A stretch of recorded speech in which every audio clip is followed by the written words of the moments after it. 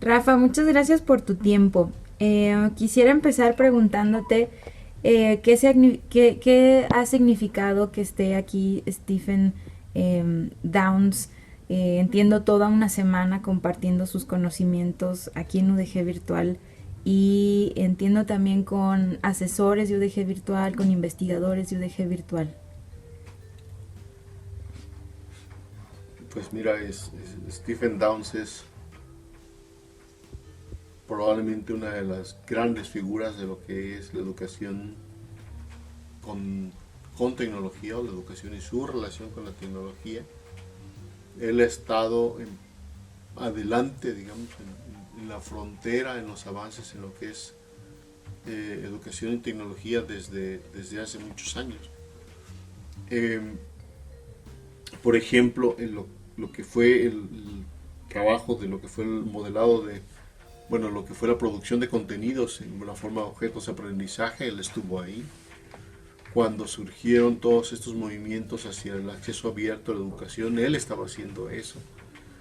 Eh, el conectivismo como una nueva forma de entender los procesos de aprendizaje es creación suya prácticamente. Y luego movimientos más recientes como el de los MOOC. Otra vez, él es de los que inician el proceso, es un líder, realmente es una persona con una visión no una visión, sino una actitud hacia la innovación muy fuerte. Y para nosotros significa en buena medida el romper a veces con muchas de nuestras maneras, ¿no? de ver las cosas. Nosotros con todo y que somos en buena medida una de las áreas más importantes de innovación de la universidad en términos de educación y en términos de trabajar en el entorno digitalizado, el entorno nuevo con tecnologías de la información y la comunicación. Con todo y eso, nuestras prácticas muchas veces se quedan en lo tradicional, se quedan en maneras de ver el mundo que han existido por muchos años. Entonces traer a Stephen fue, por una parte, no es lo mismo oír hablar de Stephen y leer a Stephen que, que platicar con él, que verlo ahí sentado explicándonos las cosas. Y por otra parte fue pues la experiencia un poco de una cachetada de innovación, ¿no? Decir, bueno, ustedes creen que están innovando, ¿no? Bueno, aquí les va, esto está así. Eso fue, yo creo que eso significó en buena medida para nosotros confirmar que algunas de las direcciones que estamos tomando son interesantes, son buenas desde su punto de vista. Él ha dicho, el trabajo va bien, todavía no sabemos qué va a pasar, pero el trabajo va bien. O sea, confirmar que algunos de nuestros trabajos parecen tener un buen nivel, parecen ir en la dirección correcta desde la perspectiva de alguien que tiene ese nivel de liderazgo en el área, ¿no? Eso yo creo que es de los significados más importantes para nosotros. Rafa, y por ejemplo, para los que no, digamos, no estamos tan metidos en estos temas, para los estudiantes que nos están viendo, sobre todo para los de nuevo ingreso, ¿nos pudieras dar algún ejemplo o explicar así de forma como casi con peras y manzanas? Cuando refieres conceptos como objetos de aprendizaje, los MOOCs, ¿a qué te refieres? Seguramente todos los estudiantes y que estamos estudiando en línea hemos tenido contacto con objetos de aprendizaje, pero a lo mejor no estamos familiarizados con el concepto como con la, se puede decir como con la vivencia, para entender como de qué nos estás hablando, de qué conceptos fue creador o partícipe pionero Steven y que también se aplican aquí en UDG Virtual. Uh-huh. Sí, bueno, la idea de los objetos de aprendizaje tiene que ver con una necesidad de organizar la producción de contenidos educativos. A finales de los 90 eh, viene de manera muy fuerte lo que es la digitalización de los medios, la digitalización de la música primero, la digitalización de los videos.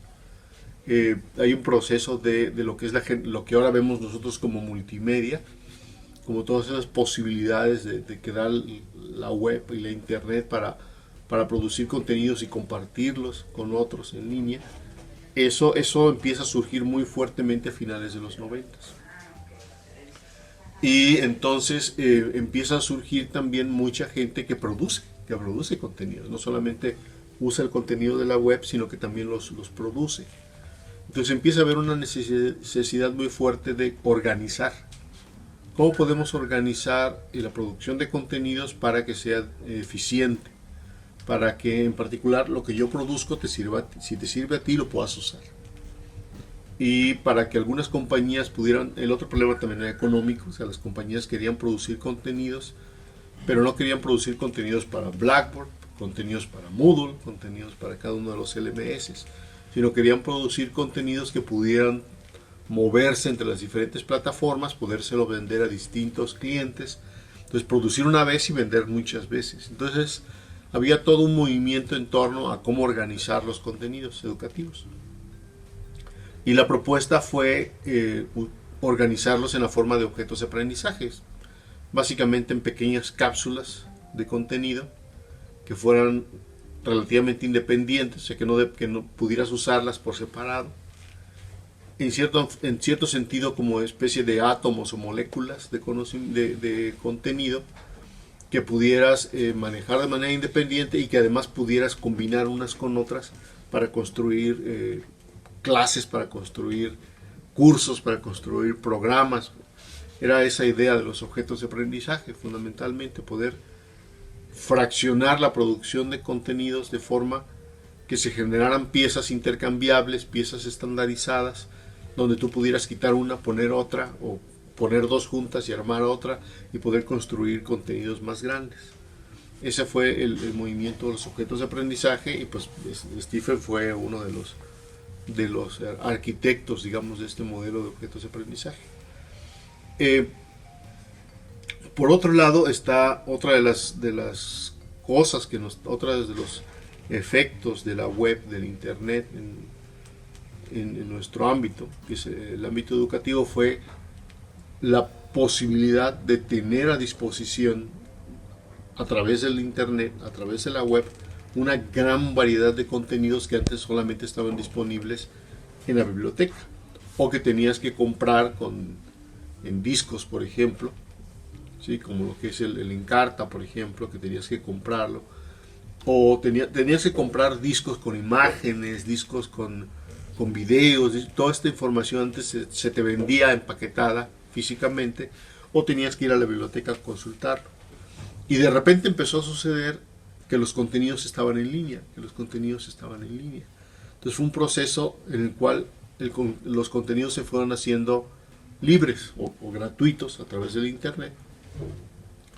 Esto evoluciona posteriormente a lo que se llamó el Open Courseware, cuando las universidades como el MIT, por ejemplo, que fue uno de los iniciadores, dijeron, bueno, realmente los contenidos no son la esencia de nuestros cursos, son las personas, son los procesos, es la experiencia de estar aquí. Entonces sacan todos sus contenidos de sus cursos y los ponen en internet, aprovechando esas características. Entonces ahora tú podías ver en internet no nada más contenido suelto, sino contenido estructurado por los cursos de instituciones del tamaño del MIT, ¿no? Entonces fue como un siguiente nivel. No nada más tú puedes buscar en la web contenido, sino que tú puedes ver el contenido como lo organiza el MIT para dar sus cursos, ¿no? Entonces tú podías seguir esos contenidos como si estuvieras en el MIT, pero obviamente te perdías la experiencia del MIT. El siguiente paso viene a ser cuando aparecen los MOOC, que te dicen, bueno, es que también te podemos dar el proceso. Podemos poner a uno de nuestros mejores investigadores a que guíe el proceso de trabajo en los contenidos y te pueda dar calificaciones y te pueda decir si vas bien, si vas a aprobar el curso o no aprobarlo, y todo eso es de manera gratuita, abierta para quien quiera tomar el curso. Estos son los MOOC, básicamente, es la posibilidad que abren los MOOC, y que recientemente también está asociada con el acceso a los recursos educativos abiertos, a los libros de texto abiertos, lo que es el Open Data, que los resultados de las investigaciones estén abiertas, que las publicaciones estén abiertas. Es todo un movimiento hacia abrir, ¿no? Abrir la educación, abrir el conocimiento, la generación de conocimiento, principalmente la que se genera con dineros públicos. Y pues Steve ha estado en todo esto. Él ha sido un elemento muy importante en todo este proceso hacia la apertura del aprendizaje, hacia la apertura del conocimiento, y no nada más pasar de tener contenidos a tener estructuras de contenidos, a tener procesos, y todo disponible de manera gratuita en la web. Rafa, ¿qué les recomendarías a los estudiantes y asesores a lo mejor que no pudieron asistir a la conferencia o que no pudieron estar en el taller que impartió Steve? Que pudieran, de qué manera ellos pudieran aprovechar, en este caso, en este momento, la presencia de o los recursos que haya dejado Steve aquí. Sabemos que está la conferencia, la pueden volver a escuchar cuantas veces quieran en la página de UDG Virtual, pero ¿de qué manera les podría recomendar que pueden ellos aprovechar un personaje como este? Sí, bueno, Stephen, como dijo Marilena al final de la conferencia, Marilena Chan, Stephen no nada más, Stephen de las personas que predican con el ejemplo. En el caso de la educación, su trabajo como formador se refleja mucho en todo lo que hace, todo lo que hace, gran parte de lo que hace, en la medida de lo posible, está disponible de manera gratuita, de manera abierta en la internet. Él tiene un sitio web que es www.downs.k de Canadá, y ahí encuentras sus publicaciones, ahí encuentras sus libros que son de acceso, los puedes descargar. También hay colecciones de video, tiene todo lo que él ha producido y que recientemente al menos y que ha podido poner ahí de manera gratuita, ahí está, ¿no? Entonces nos pidió en particular que si no le mandábamos la ponencia para poderla poner ahí también, el video, pues. Seguramente ahí va a estar la ponencia, la va a poner ahí, la ponencia de las diapositivas que usó en la conferencia, ahí van a estar. El día anterior, el día de ayer, nos dio un taller y dijo que era la primera vez que había hecho ese taller, entonces diseñó el taller para practicarlo con nosotros, y a cambio lo que dijo es que lo que iba a hacer era publicar el diseño del taller ahí en su sitio para que lo pudiéramos bajar y lo pudiéramos usar como una manera. Lo que hace con el taller es atiende dos cosas al mismo tiempo. Básicamente ahora en estos momentos está trabajando mucho con lo que es el aprendizaje personal y con el conectivismo. Entonces en el taller nos hace aprender sobre el aprendizaje personal basado en una metodología conectivista. Entonces la experiencia es una experiencia tanto de aprendizaje personal como de conectivismo en un mismo taller, que resultó muy interesante. ¿Cómo nos podrías explicar de qué se trata el conectivismo? Así como para que todos lo podamos entender. Eso fue, yo creo, para nosotros una de las grandes lecciones de la venida de Stephen. Muchos conocemos el conectivismo a través del libro, por ejemplo, de George Siemens, y uno asocia el conectivismo con la web, con el internet. El conectivismo está inspirado en la web, está inspirado en el internet, y de alguna manera trata de decir que en un entorno digitalizado, conectado como el que nosotros tenemos, el aprendizaje tiene que ser diferente. Eso, a menos eso es lo que yo pensaba hasta antes de que llegara Stephen. En realidad, al menos la idea que Stephen tiene del conectivismo es mucho más profunda, que tiene que ver con algunos desarrollos que también hubieron a principios del siglo sobre la manera en que describimos los procesos mentales. La tecnología en el área de lo que es neurociencias ha tenido un desarrollo exponencial enorme. Conocemos muchísimo más sobre los procesos físicos del cerebro y la estructura del cerebro, lo que son las neuronas, las redes neuronales, las conexiones. La computación nos ha permitido hacer muchas experimentaciones con ellas a través de lo que son las redes neuronales artificiales.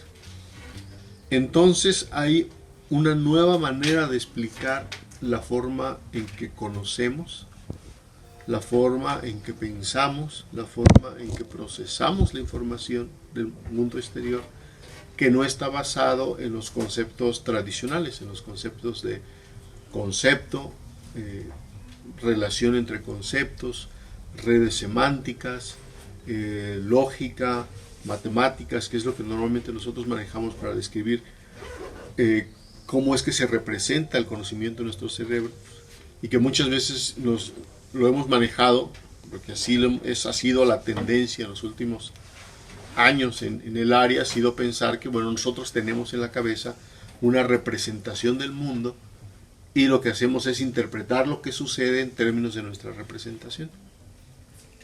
Y esa representación la hemos buscado, la hemos manejado y la hemos explicado de muchas maneras, pero han intervenido cuestiones como nuestras creencias, nuestros valores, nuestras actitudes, nuestros deseos, el conocimiento que tenemos, etc. Y sin embargo, las teorías más recientes a lo que se van es a que en realidad de lo que estamos hablando son redes. Todo está representado en términos de redes neuronales. Y entonces, al final, aprender significa configurar la red.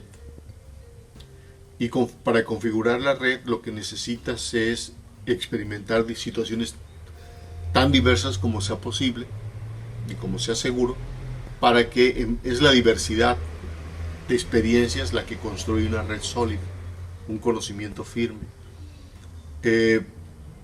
Y lo que es el consumo de información, lo que es en la educación tradicional, donde el maestro suelta la información, trata de transmitir su conocimiento y los estudiantes tratan de entenderlo, captarlo y hacerlo parte del suyo, genera generalmente un nivel muy bajo de experiencia y muy bajo de diversidad. Hacemos un ejercicio y repetimos 20 ejercicios exactamente del mismo tipo. Lo que dice el conectivismo es que eso no genera los aprendizajes adecuados. Lo que genera los aprendizajes adecuados es cuando el maestro demuestra cómo él hace las cosas, cómo es que él aprende, cómo es que él resuelve los problemas, y tú aprendes observándolo, y aprendes haciendo, y aprendes reflexionando sobre tus errores. Entonces el conectivismo, al menos desde la perspectiva de Stephen, es eso. Es partir de que la representación del conocimiento no es como siempre habíamos pensado que era, sino que es esencialmente redes, configuraciones de redes neuronales. Lo que hace él es tratar de ver en los procesos de aprendizaje desde los más básicos hasta los más avanzados en términos de redes, en términos de configuraciones de redes. Y entonces los procesos de aprendizaje, los procesos educativos tienen que ser necesariamente diferentes porque tienen que atender a esa representación del conocimiento y no a la otra, ¿no? Entonces el conectivismo es eso, es una nueva manera de pensar sobre cómo se representa el conocimiento, ¿sí? o cómo tenemos el conocimiento guardado de alguna forma en nuestro cerebro, y cuáles son las mejores condiciones para que esas representaciones, si lo queremos ver, sean generadas de la mejor manera, sean las mejores posibles y se generen de la manera lo más eficiente posible. Entonces el cognitivismo va hacia allá, ¿no? Su relación con la red, con la web en particular, viene a ser en cierto sentido fortuita. Simplemente lo que pasa es que la web en sí también es una red. Entonces tenemos un fenómeno parecido al nivel de la web, y tenemos otro fenómeno similar al nivel del cerebro humano. pero hasta ahí realmente el conectivismo es bastante independiente en buena medida de lo que es la web, ¿no? Pero generalmente uno asocia el conectivismo con la web. Y es algo que acabamos de aprender con él y que, bueno, es muy interesante. Muy difícil de aceptar. Totalmente, porque sí cambia radicalmente la manera de ver las cosas, pero muy interesante. Rafa, pues muchas gracias por tu tiempo y a todos los que te estén viendo ahorita en Contigo a la Distancia y que nos estén escuchando, pues que entren a www.udgvirtual.udg.mx. Espero no estar mal, pero todavía la siguiente semana estará la conferencia de Stephen Downes en el portal y que entren a la página que tiene él para que puedan leer e investigar más sobre él. Y muchas gracias por tu tiempo. Gracias a ti por la invitación.